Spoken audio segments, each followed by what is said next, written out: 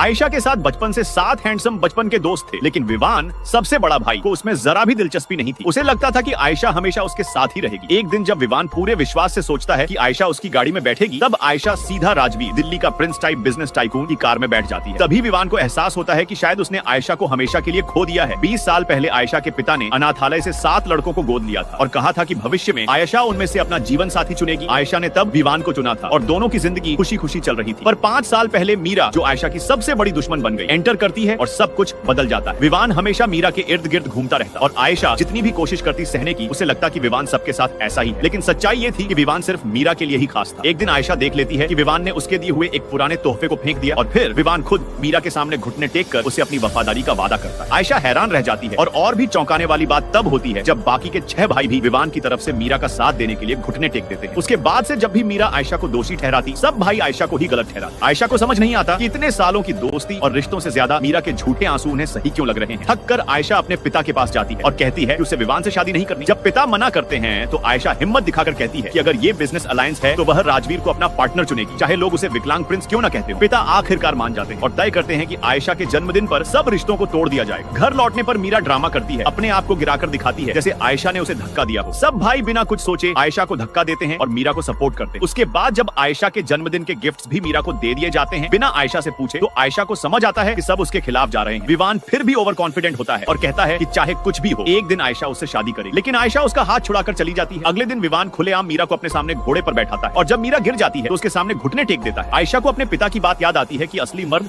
सिर्फ अपनी बीवी के सामने ही घुटने टेकता है। फिर एक घटना में आयशा अस्पताल पहुंचती है और वहां भी विवान का झूठा कंसर्न देखकर उसे समझ आता है कि ये सब सिर्फ गिल्ट कवर करने के लिए। जब वह अस्पताल से निकलती है, सब भाई अपनी गाड़ी लेकर आते हैं, लेकिन आयशा सीधा अपने ड्राइवर की गाड़ी में बैठकर चली जाती है। एक दिन ऑक्शन में आयशा अपनी माँ का कंगन लेने